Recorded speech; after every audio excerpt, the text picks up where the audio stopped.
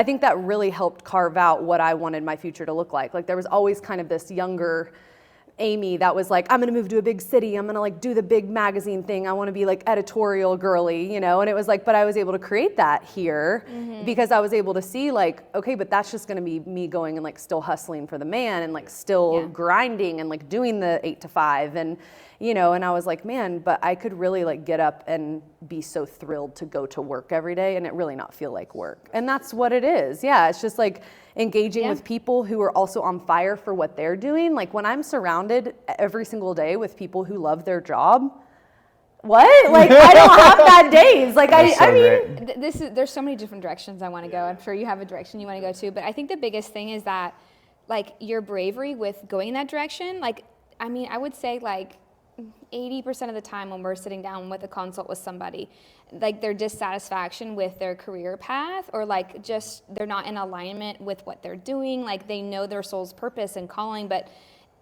getting there is so challenging for some people because they've set that path or maybe they're scared, whatever it may be. So like when you're telling your story, and this is the second time I've heard it, and I like hearing it more and more and more, I just hear like of your bravery to like pave your own path. So like why do you think like you were brave enough, or like what advice would you give to someone? Because so many people want to create their own thing, but they just are scared. They live in fear. Yeah, I mean, I really do remember when we were approached with the opportunity to buy the business.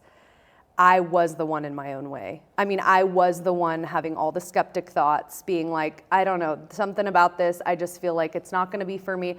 And it was my husband who was really like, oh, I love that. He was really the one, and just like softly and just like he does, you know, low key behind the scenes, not in your face about it, just continued to be like, I think that this is really gonna be a good thing for you, you know, but you gotta want it. You know, it was always like, you do, you know, so it was like, it took months of me just ruminating and toying over it and like, I don't know, is this the crowd? Is it me? Like, will anyone even like care because I don't have some big like mountain family name. I'm not like from here, from birth or whatever, you know? So it's like, I didn't go to Macaulay GPS, like I didn't, you know, all these things. We're and outsiders. So, yeah, like I am, I still do. I honestly, people are always like, you know, so-and-so. I'm like, no, but they sound lovely. You know, I'm like, I literally don't know them.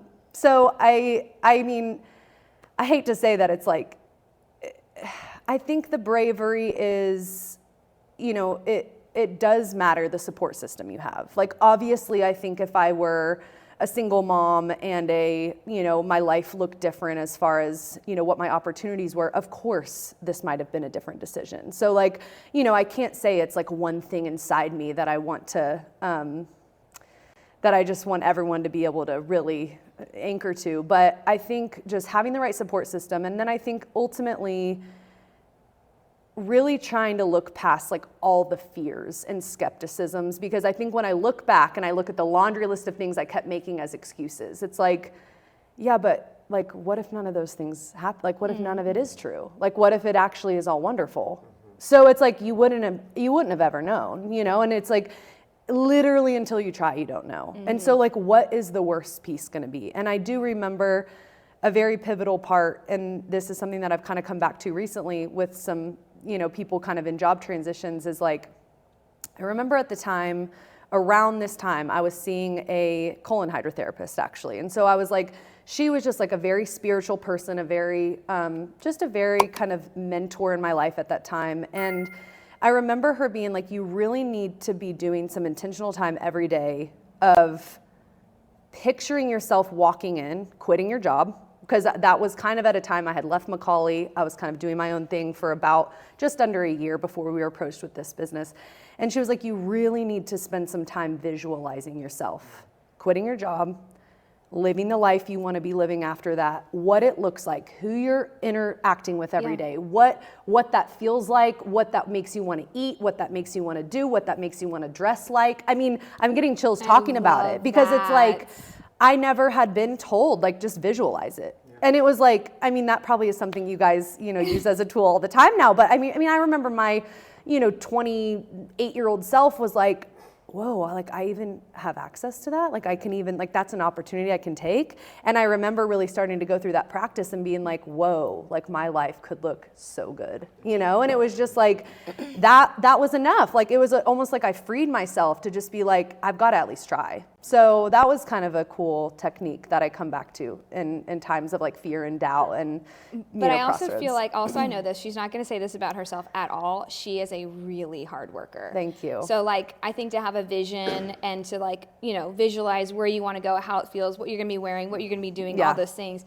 that is so exciting. And I think the biggest thing for people is that once they maybe do make that move, the work to build that up is the hardest, the absolute hardest part. Like in our profession, because we actually are chiropractors by license, for those who don't know. We are. We are actually doctors of chiropractic. But I think, what is it, 90% of businesses fail? 95% of business fail after the Who first open year. their own And practice, that goes they across fail. all sorts of different businesses within as well, 2 but years. within chiropractic And for sure. now that we have done it, I mean, bootstrapped it, just kind of like you, like from the ground up, we had no money to our name. Like we would door to door knock and be like, hey, this is us. We didn't come from here. So like, we had nothing and we had to build up to pay for ourselves and our growing baby in my belly and stuff like that.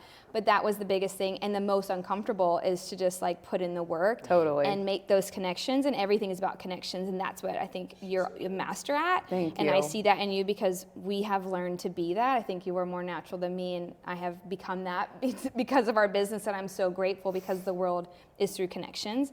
But that is, I think, also the biggest thing, and why you're so successful with this is the people. Thank you. Yeah. Yeah, thank you. I mean, and the work behind it. And I'm lucky that a lot of that does come natural, probably more like Matt. Like I'm the type of person that like if I find something I love, I'm like gathering every friend that will come to go with me. Like I'm just like, okay, come on, now you got to meet these people. But that's different than come with me, then support come me. with me well, to my it's venture. so true. I know. I'm a big champion of other people. Come on. I know. But be a champion of yourself is Thank actually you. the hardest part. Thank so for you to do both, that's what it is. that. Yeah. The antidote to that too, the fear of that is taking the action. If you take that action consistently, and then yes, it's like, hey, yes, this is my thing now.